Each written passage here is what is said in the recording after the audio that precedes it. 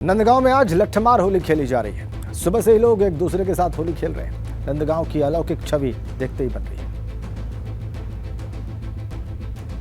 नंदगांव की तस्वीरें हम आपको दिखाने जा रहे हैं, किस तरीके से वहां पर लठमार होली खेली जा रही है। ये देखिए आप, नंदगांव मथुरा की तस्वीरें। लठमार होली का दिन, झूमते गाते लोग और इसका एक अलग आनंद और विश्व प्रसिद्ध ये होली। आप देखिए अबीर गुलाल उड़ता हुआ और लठमार होली का रंग चढ़ता हुआ मथुरा के नंदगांव में। नंदगांव में हम मौजूद हैं आज यहाँ पर लठमार होली, और आप देखिए यही वो चौराहा है जहाँ पर लठमार होली होती है। आप देखिए किस तरीके से इस पूरे स्थल को सजा दिया गया है। बड़ी संख्या में लोग पहुंचे हुए हैं होली खेलने के लिए। यहीं पर लाठियां चलने वाली हैं और देखिए गुब्बारों से सजाया गया है। साथ ही बड़ी संख्या में लोग पहुंचे हुए हैं और यहाँ की रंगीली गली से शुरू होता है और रंगीली गली से शुरू होकर ये लठमार होली इस जगह पर आकर अपने चरम पर पहुंचती है। देखिए तमाम लोग यहाँ पर पहुंचे हुए हैं लठमार होली देखने के लिए और हर किसी की निगाहें इसी पर टिकी हैं कि आज तस्वीर यहाँ पर बनेगी। ये बताएं कहाँ से आए आप लोग? हम सहारनपुर से आए। लठमार होली देखने? यस। पहले आई हैं कभी? नहीं, पहली बार ही आए। कहाँ से आई हैं? हम अलीगढ़ से आए हैं। अच्छा। अलीगढ़ से आए हैं, 10-15 बार आ चुके हैं। हर साल लगातार आते हैं और कल बरसाने में होली खेली थी, आज नंदगांव में होली खेलने आए हैं। बोलो राधा रानी की जय। बिल्कुल, तो देखिए लोग उत्साहित हैं। कुछ और तस्वीरें आपको हम दिखाते हैं और ये देखिए ये तमाम लोग जो हैं यहाँ पर पहुँचे हुए हैं और हर कोई इन तस्वीरों को अपने कैमरे में कैद कर लेना चाहता है, चाहे देशी पर्यटक हो विदेशी पर्यटक हो, वो सभी लोग पहुंचे हुए हैं यहाँ पर होली को देखने के लिए। और ये देखिए हम तस्वीर आपको दिखाते हैं, कुछ यहाँ पर सांस्कृतिक कार्यक्रम भी चल रहे हैं और ये लठमार होली के पहले की तस्वीर है जब ये सांस्कृतिक कार्यक्रम यहाँ पर हो रहे हैं। जो ब्रज की संस्कृति है, ब्रज की जो लोक कलाएं हैं, उनका इस वक्त यहाँ पर प्रदर्शन चल रहा है और धीरे धीरे अब ये पूरी प्रक्रिया जो है ये अपने चरम पर आएगी और ऐसे ही होरियारों की फौज यहाँ से निकलेगी और नंदगांव में लाठियां चलेंगी। सत्येंद्र के साथ अवधेश, एबीपी गंगा, नंदगांव। उमेश पाल हत्याकांड में प्रयागराज के चकिया इलाके में बुलडोजर का एक्शन जारी है। बुलडोजर का वार जारी है। धुमनगंज थाना इलाके में जफर अहमद के नाम बनाई गई प्रॉपर्टी पर उसके घर पर लगातार कार्रवाई हो रही है। ये वही घर है जहां पर अतीक का परिवार रहता था और कहा जा रहा था कि 20,000 रुपए किराया देकर रहता था। कार्रवाई के दौरान आज घर में हथियार और कई सामान भी बरामद हुए।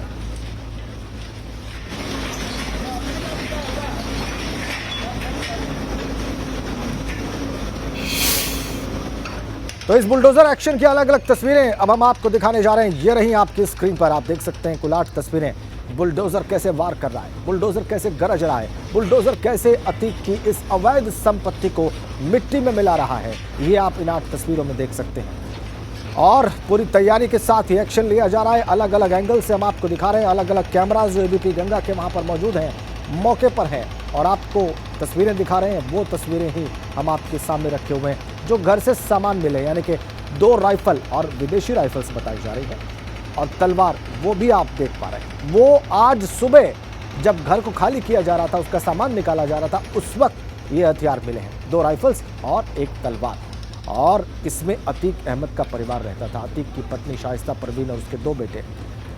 ये घर जफर अहमद के नाम पर है, लेकिन इसके बिजली का कनेक्शन शाइस्ता परवीन के नाम पर है।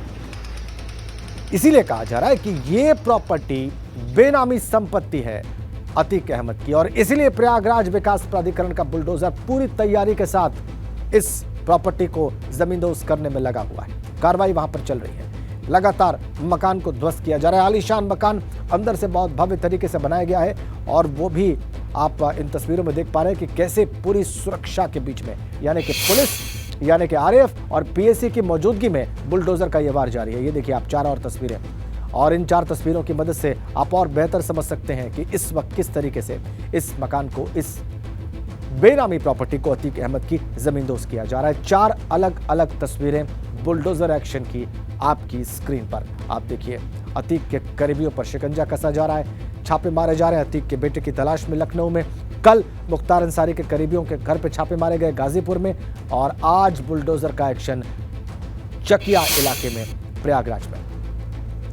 इन तस्वीरों को देखने के बाद निश्चित रूप से आपके मन में जिज्ञासा होगी ये जानने की और ये देखने की कि इस वक्त चकिया इलाके में किस तरीके से बुलडोजर गरज रहा है और उसका एक्शन पहुंचा कहां तक, कितना मकान तोड़ा गया, कितना और बाकी है, वहां पर वातावरण क्या है। और ये सब दिखाने और बताने के लिए मोहम्मद मोइन हमारे प्रयागराज संवाददाता इस वक्त हमारे साथ जुड़ चुके हैं, वही मौके पर हैं, लगातार सुबह से आपको तस्वीरें दिखा रहे हैं, वहां का हाल बता रहे हैं, वहां की बारीक जानकारियां जो कि इस अवैध प्रॉपर्टी से जुड़ी हुई हैं और इसको गिराने के काम से जुड़ी हुई हैं वो आप तक पहुंचा रहे हैं। इस वक्त भी हमारे साथ हैं मोइन, आप ध्वस्तीकरण का काम कहां तक पहुंचा?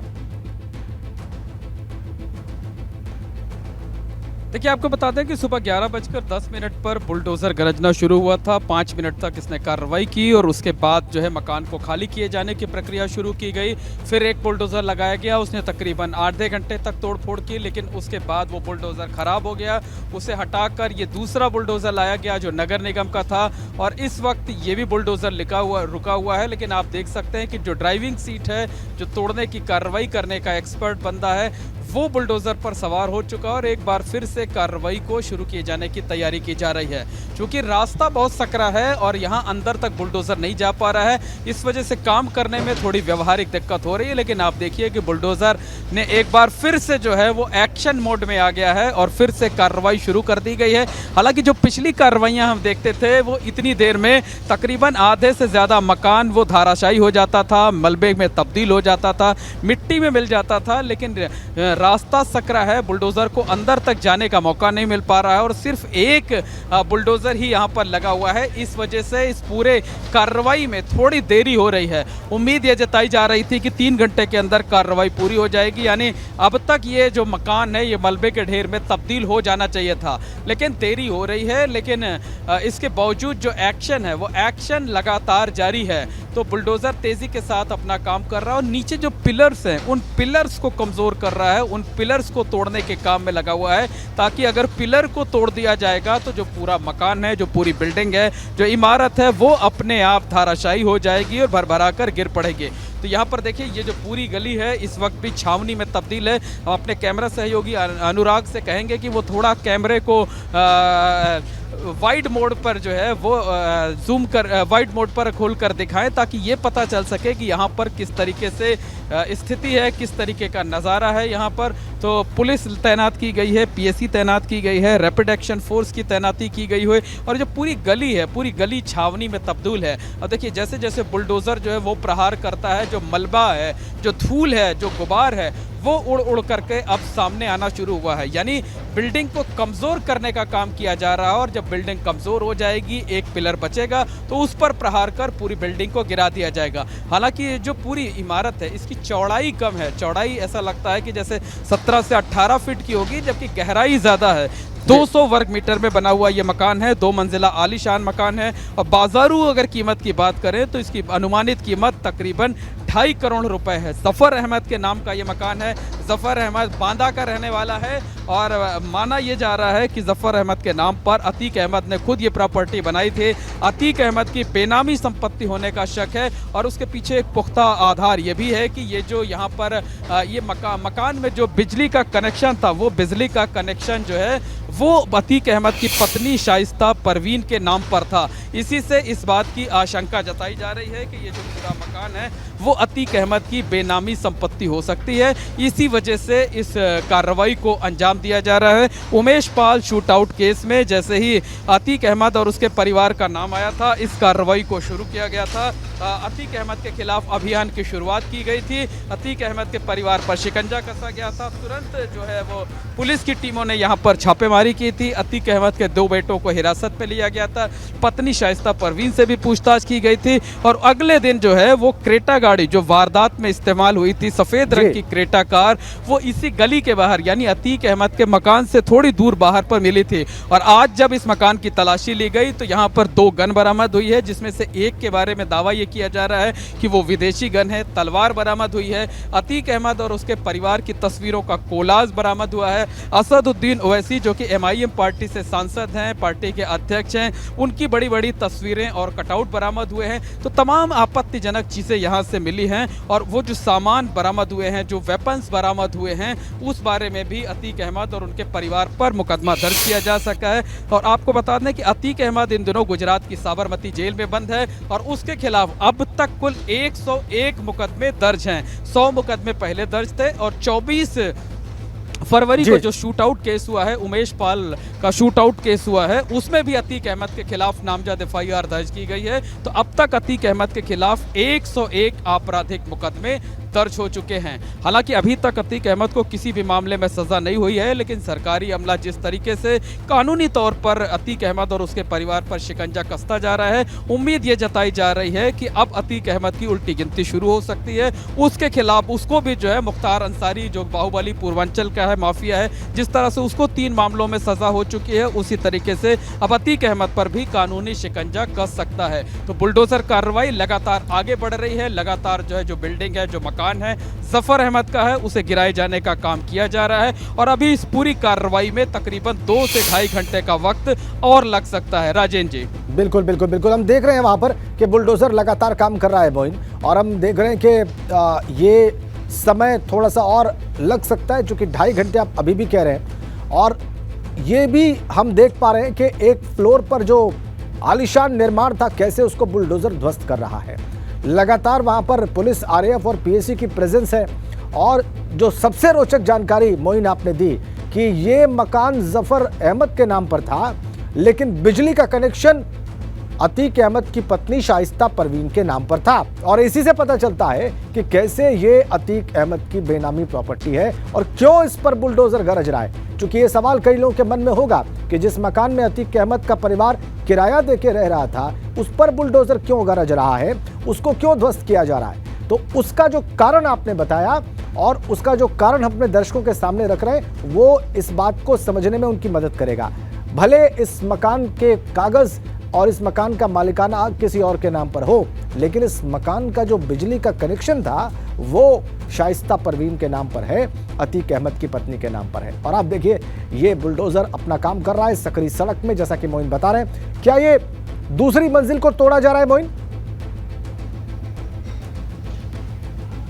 जी बिल्कुल, देखिए जो पहले ग्राउंड फ्लोर था, ग्राउंड फ्लोर को तोड़ा गया था, उसके बाद जो पहली मंजिल है, पहली मंजिल को तोड़ा जा रहा है। अभी दूसरी मंजिल तक नहीं बुलडोजर पहुंचा है। हालांकि दूसरी मंजिल को तोड़ा भी नहीं जाना है। और प्रयागराज में पिछले 2.5 सालों में तकरीबन जो 100 कार्रवाइयाँ हुई हैं, उसमें हमने देखा है कि ऊपरी मंजिल को कतई टच नहीं किया जाता है। पहले बेसमेंट को तोड़ा जाता है, जो ग्राउंड फ्लोर होता है उसको तोड़ा जाता है। जो पिलर्स होते हैं, जिन पर पूरे मकान का बोझ होता है, पूरी बिल्डिंग का बोझ होता है, सिर्फ वही गिराया जाता है। और जब एक एक कर पिलर गिरने लगते हैं, तो जब आखिरी पिलर होता है और उस पर चोट की जाती है, उस पर अटैक किया जाता है, तो पूरी बिल्डिंग जो है वो ताश के पत्तों की तरह भरभरा कर गिर जाती है। तो पूरे मकान को तोड़ने की जरूरत नहीं होती है, ये एक्सपर्ट का काम है। और प्रयागराज विकास प्राधिकरण के कई एक्सपर्ट जो हैं वो यहाँ पर मौजूद हैं और उन्हें जो है इस बात का इल्म है कि किस तरीके से मकान को तोड़ा जाना है, कहाँ पर प्रहार किया जाना है, ताकि जो नीचे के पिलर टूट जाएंगे तो पूरी बिल्डिंग अपने आप भरभरा कर गिर जाएगी।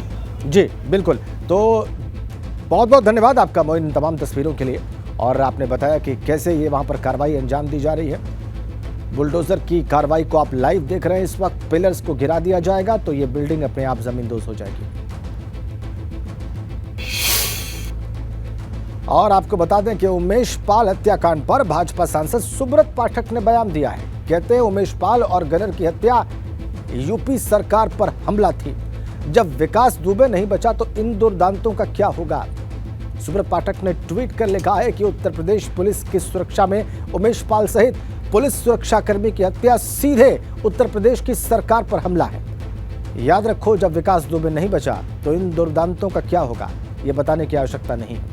और अब यदि गाड़ी अतीक की भी पलट जाए तो मुझे कोई आश्चर्य नहीं होगा।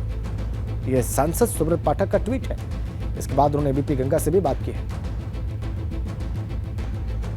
कि गाड़ी पलट जाए तो मुझे आश्चर्य नहीं होगा, क्योंकि गाड़ी तो ऊपर वाला पलटता है ना, गाड़ी को नीचे नहीं पलटता है, ऊपर वाला उससे बुद्धि फेर देता है। किसी माँ का बेटा मरा, इनको कोई दर्द हुआ?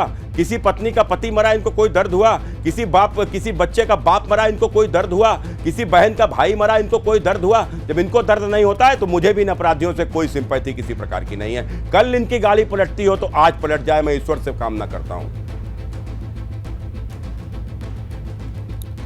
इधर यूपी के सहकारिता मंत्री जेपीएस राठौर ने बड़ा बयान दिया है। चाहे पाताल लोक में छिपे हों, पुलिस खींच कर लाएगी। जेपीएस राठौर कह रहे हैं, पकड़ने के बाद गाड़ी में बैठते हैं तो हाय तौबा न करें, नहीं तो असंतुलित होकर गाड़ी पलट सकती है। ये कह रहे जेपीएस राठौर। देखिए,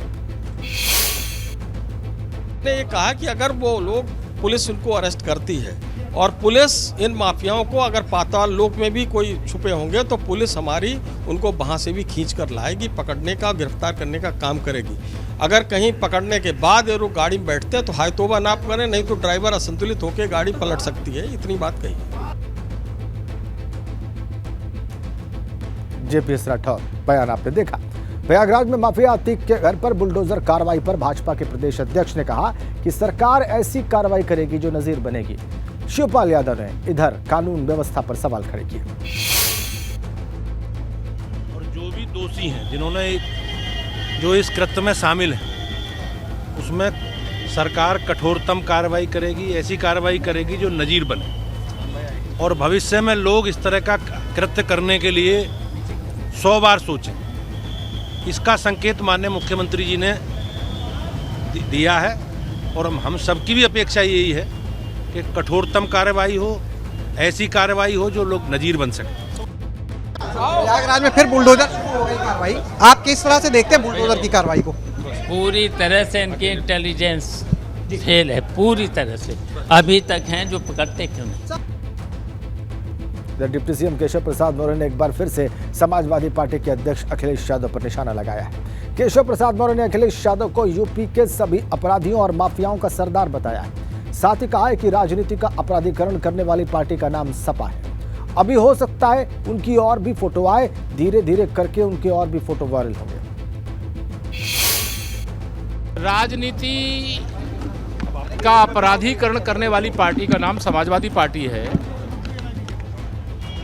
और श्री अखिलेश यादव जी उत्तर प्रदेश के सभी अपराधियों, माफियाओं, गुंडों के सरदार हैं। और अगर उनका फोटो अभी जो भी आया, कल भी मैं कह रहा था, अभी आगे हो सकता है और भी फोटो आवे, तो धीरे धीरे करके इस प्रकार के फोटो वायरल होंगे। और ये कह करके बचना संभव नहीं है कि सोशल मीडिया का ज़माना है, फ़ोटो खींचा जा सकता है। अरे फ़ोटो खींचा जा सकता है, लेकिन अपराधियों से तो बचने की कोशिश करना चाहिए।